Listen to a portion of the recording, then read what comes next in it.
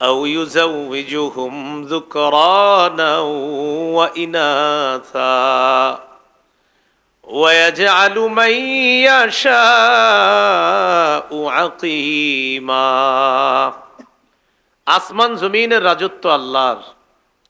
তিনি যাকে ইচ্ছা কন্যা সন্তান দান করেন, তিনি যাকে ইচ্ছা ছেলে সন্তান দান করেন, তিনি যাকে ইচ্ছা ছেলে মেয়ে উভয়টা দান করেন, তিনি যাকে ইচ্ছা ছেলেও দেন না মেয়েও দেন না, নারীকে বন্ধা বানান, এই ক্ষমতাও তার। আয়াতে আল্লাহ সন্তানের আলোচনা করতে গিয়ে আগে আলোচনা করলেন মেয়ের, পরে আলোচনা করলেন ছেলের। কিন্তু আমাদের সমাজের কুসংস্কার, মেয়ে হলে চেহারা কালো করে অভিভাবক, নাউজুবিল্লাহ। 14 পারা 12 নম্বর পৃষ্ঠা সূরা নাহলের 58 নম্বর আয়াতে আল্লাহ বলেন, ওয়াইদা বুশিরা আহাদুহুম বিল উনসা ظل وجهه مسودا وهو كظيم। কিছু মানুষ আছে তাদেরকে যখন কন্যা সন্তানের সুসংবাদ দেওয়া হয়, তাদের চেহারাটা কালো হয়ে যায়, দুঃখে ভারাক্রান্ত হয়ে যায়, চেহারা কালো করে ফেলে। মেয়ে হলা এটাও আল্লাহ নেয়ামত, ছেলে হওয়া এটাও আল্লাহ নেয়ামত। যে হবে শুকরিয়া আদায় করা।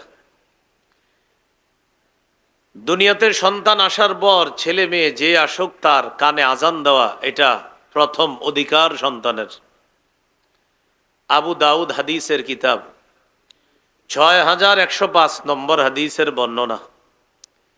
এই হাদিসের বর্ণনাকারী সাহাবীর নাম উবাইদুল্লাহ ইবনে আবি রাফি রাদিয়াল্লাহু তাআলা। তিনি বলেন, রাআইতু রাসূলুল্লাহি সাল্লাল্লাহু আলাইহি ওয়াসাল্লাম আযানা ফি উযুনিল হাসান ইবনে আলী ইবনে আবি তালিব রাদিয়াল্লাহু তাআলা আনহুমা হিনা ওয়ালাদাতহু ফাতিমাতু বিসসালাহ।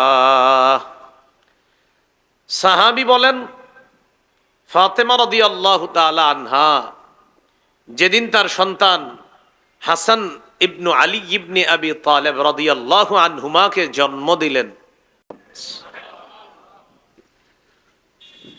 তাহলে সন্তানের 1 নাম্বার অধিকার আজান দেওয়া,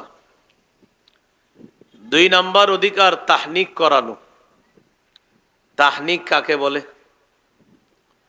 কোন আল্লাহর ওলি বুজুর্গের মুখের খেজুর চাবানো লালা আপনার নবজাতকের মুখে দিয়ে দিবেন। সর্বপ্রথম ওই খেজুর চাবানো লালা তার পেটে যাবে, তার মুখের ভিতরে তালুর মধ্যে সামান্য খেজুরের অংশ লাগিয়ে দেওয়া, এটাকে বলে তাহনিক।